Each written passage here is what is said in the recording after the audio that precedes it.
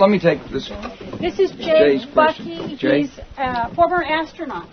So up at Columbia in 1998. Congratulations, Jay. well, thank you. I guess I would ask a question about the space program. It's in a bit of a crisis after the Columbia tragedy. What are your thoughts on the space program and where it's going? Well, I know Sean O'Keefe, and I know the admiral who did the investigation, and most of the people on that team, in fact. It's a real tragedy what happened. And when I read back on it, I know you must have felt tremendous pride from having done it. You must have also been concerned as you listened to the engineers and heard the discussion of the trade-offs and stuff. It's sort of inevitable in a program like that.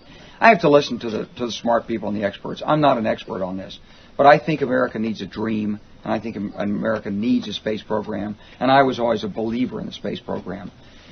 But I have a different vision that goes beyond whether we're going to build a space plane or whether we're going to try to rehab and build a fourth shuttle or something. In the military, we had something we call the Concept-Based Requirement System, CBRS. And what it said is you got to sort of envision how you're going to operate, and then you got to go develop the technology to let you do it. So it was like looking for what you wanted to find.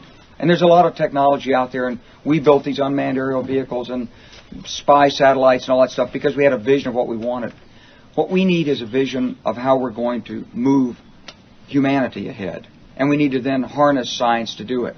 So I am a believer in the exploration of space. I'd like to see mankind get off this planet.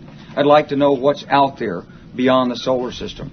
And I think that we need to make a deliberate effort to build public support for exploration of a new frontier. We need to bring a commission together on national goals.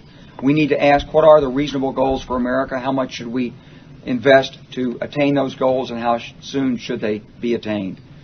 There's probably nothing out there as dramatic as what John Kennedy did to reach the moon in 8 years. But there are important goals that may take a lifetime to reach. We need to set those goals now. We need to rededicate ourselves to science and engineering and technology in this country. And by technology, I don't just mean the internet. I mean real technology across the spectrum of the sciences, the physical sciences and the life sciences. And we need to set those goals out and move. We might be surprised. It might be like the Human Genome Project. It might be one of these things you look at, it'll take 100 years and takes 4 years because there's a lot of smart people out there. We need to work on extending the human lifetime so we can have better quality in our lives. We need to be able to investigate nanotechnology and really put that to work for us. And we need to look at the realms of applied and higher mathematics. I still believe in E equals MC squared. But I can't believe that in all of human history we'll never, ever be able to go beyond the speed of light to reach where we want to go. I happen to believe that mankind can do it. I've argued with physicists about it. I've argued with best friends about it. I just have to believe it. It's my only faith-based initiative.